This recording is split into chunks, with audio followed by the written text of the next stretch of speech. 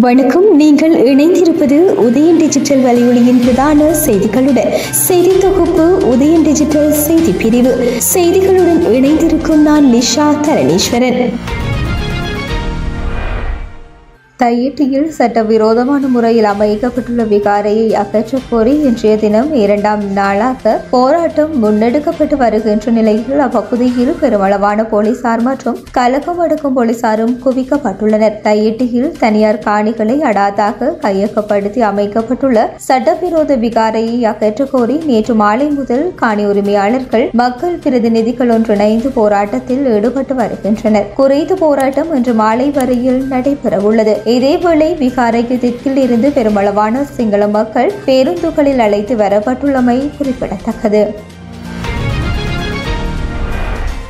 இந்திய மீனவர்கள் மீண்டும் இலங்கை கடற்பரப்பில் சட்டவிரோதமாக மீன்பிடி நடவடிக்கையில் ஈடுபட்டால் கடந்த காலத்தை விட கூடுதல் நடவடிக்கை எடுக்கப்படும் என கடற்றொழில் அமைச்சர் ராமலிங்கம் சந்திரசேகர் எச்சரித்துள்ளார். யாழ்ப்பாணம் வேலணை பகுதியில் இடம்பெற்ற நிகழ்வொன்றில் கலந்து கொண்ட போதே அவர் இதனை தெரிவித்துள்ளார். இதன்போது மயிலிட்டி துறைமுகத்தை விரிவாக்குவதற்கான வேலை திட்டங்கள் முன்னெடுக்கப்பட்டுள்ளதாக கடற்றொழில் அமைச்சர் ராமலிங்கம் சந்திரசேகர் தெரிவித்துள்ளமை குறிப்பிடத்தக்கது.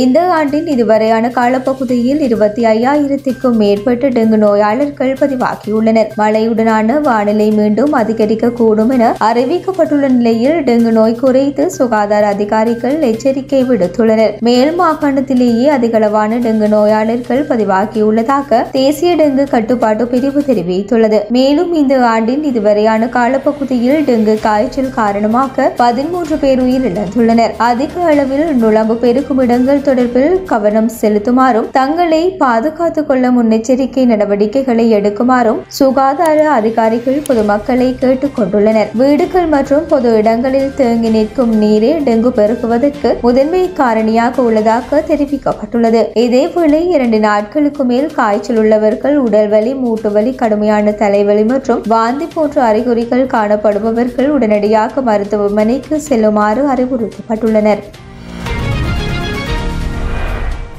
மின்சார கட்டண திருத்தம் குறித்தான இறுதி முடிவு இவ்வாரம் அறிவிக்கப்படும் என இலங்கை பொது பயன்பாட்டு ஆணைக்குழு தெரிவித்துள்ளது. கட்டண திருத்தம் குறித்து நடைபெற்ற பொது ஆலோசனை செயல்முறையின் போது பொதுமக்களிடம் இருந்து பெறப்பட்ட 500க்கும் மேற்பட்ட எழுத்து மற்றும் வாய்மொழி சமர்ப்பிப்புகளை மதிப்பாய்வு செய்ததன் பின்னர் இறுதி முடிவு எடுக்கப்படும் என மின்சார சபை குறிப்பிட்டுள்ளது. இது தொடர்பாக ஆணைக்குழுவின் ஊடக பணிப்பாளர் ஜெயநாத் ஹைரத் தெரிவிக்கையில், மறு ஆய்வு செயல்முறை கடந்த வாரம் நிறைவடைந்ததை அடுத்து தற்போது பொருத்தமான பரிந்துரைகள் தயாரிக்கப்பட்டு வருகின்றன. அவை ஆணைக்குழுக்கு சமர்ப்பிக்க திட்டமிடப்பட்டுள்ளது. இலங்கை மின்சார சபை ஜூன் மாதம் முதல் டிசம்பர் வரையிலான காலத்திற்கு 18.3% கட்டண உயர்வை கோரியிருந்தது. அதிகரித்து வரும் இயக்க செலவுகளை நிர்வகிப்பதற்கும் முந்தைய கடன்கள் உட்பட கடனை திருப்பி செலுத்துவதற்கும் இது அவசியம் என மின்சார சபை தெரிவித்திருந்தது. மின்சார சபையினால் முன்மொழியப்பட்ட கட்டண உயர்வுடன் கூட சராசரி விகிதங்கள் ஆண்டின் தொடக்கத்தில்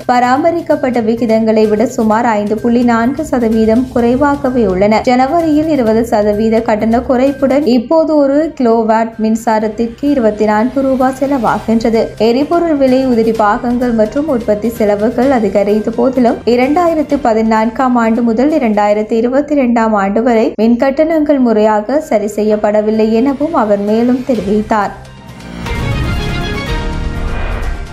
சென்னையில் தரையிறங்க வந்த விமானத்தின் மீது இன்று காலை மீண்டும் லேசர் ஒளி அடிக்கப்பட்டுள்ளது. மகாராஷ்டிர மாநிலம் புனேவில் இருந்து சென்னை விமான நிலையத்துக்கு 178 பயணிகளுடன் ஏர் இந்தியா விமானம் இன்று அதிகாலை வந்துள்ளது. விமானம் தரையிறங்கும் நேரத்தில் சென்னை பரங்கிமலை பகுதியில் இருந்து விமானத்தின் மீது சக்தி வாய்ந்த லேசர் ஒளி அடிக்கப்பட்டுள்ளது. இது தொடர்பாக விமான கட்டுப்பாட்டு அறைக்கு தகவல் அளித்த விமானிகள் விமானத்தை பத்திரமாக தரையிறக்கினர். இதனால் விமான நிலையத்தில் பதற்றம் நிலவியது. கடந்த 2 வாரங்களில் நடைபெறும் 3வது சம்பவம் இது. விமானங்களின் மீது லேசர் ஒளி எழுப்பும் சமூக விரோத செயல்களில் ஈடுபடுபவர்கள் குறித்து காவல்துறையினர் தீவிர விசாரணைகளை மேற்கொண்டுள்ளனர். இதேவேளை சென்னை விமான நிலையத்தை சுற்றி 5 கிலோமீட்டர் தூரத்திற்கு ட்ரோன் பறக்க தடை விதிக்கப்பட்டிருப்பதும் குறிப்பிடத்தக்கது. காசாவை நோக்கி மனிதாபிமான பொருட்களுடன் சூழல் ஆர்வலர் கிரெட்டா தென்பேர்க் பயணித்துக் கொண்டிருந்த மெட்லின் கப்பலுக்குள் இஸ்ரேலிய படையினர் பலவந்தமாக நுழைந்து அந்த கப்பலை இஸ்ரேல் நோக்கி கொண்டு செல்கின்றனர் என்று சர்வதேச ஊடகங்கள் செய்தி வெளியிட்டுள்ளன. இஸ்ரேலிய வெளிவிவகார அமைச்சு இதை உறுதிப்படுத்தியுள்ளது. கப்பலை பாதுகாப்பாக இஸ்ரேலுக்கு கொண்டு செல்கின்றோம், அதில் உள்ளவர்கள் அவர்களின் நாட்டுக்கு பாதுகாப்பாக அனுப்பி வைக்கப்படுவார்கள் என இஸ்ரேலிய வெளிவிவகார அமைச்சு தெரிவித்துள்ளது. காசாவில் மக்கள் பெரும் நெருக்கடிகளை சந்தித்துள்ளனர். உணவின்றி மக்கள் உயிரிழக்கும் சம்பவங்கள் அதிகரித்துள்ளன. இந்த நிலையில் சூழல் ஆர்வலர் கிரேட்டா தன்பேர் காசாவுக்கான மனிதாபிமான பொருட்களுடன் கப்பல் பயணத்தை ஆரம்பித்திருந்தார். இந்த பயணத்தை ஆரம்பிக்கும் போது இதற்கு முன்னர் இவ்வாறான முயற்சியில் ஈடுபட்ட கப்பல்கள் எதிர்கொண்ட ஆபத்துக்களை, வன்முறைகளை, தாக்குதல்களை நாங்கள் அறிவோம். நாங்கள் எதிர்கொள்ளும் ஆபத்துக்கள் எவையும் காசாவில் உயிர் பிழைத்து வாழ்வதற்காக பாலஸ்தீனியர்கள் எதிர்கொள்ளும் ஆபத்துகளுடன் ஒப்பிடவே முடியாது. எங்களுடைய நோக்கம் காசாவுக்கு சென்று எங்களிடம் உள்ள மனிதாபிமான பொருட்களை ஒப்படைப்பதே என்று தெரிவித்திருந்தார்.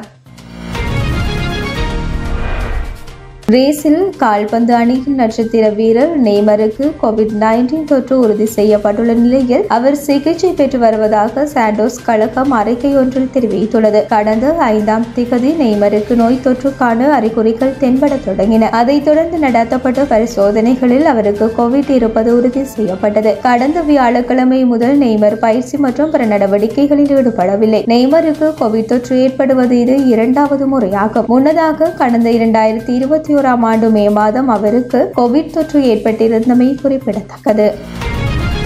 இத்துடன் உதயன் டிஜிட்டல் வலையொலியின் பிரதான செய்திகள் நிறைவடைகின்றன. தொடர்ந்தும் செய்திகளை உடனுக்குடன் அறிந்து கொள்ள எமது உதயன் டிஜிட்டல் வலையொலி பக்கத்துடன் இணைந்திருங்கள். வணக்கம்.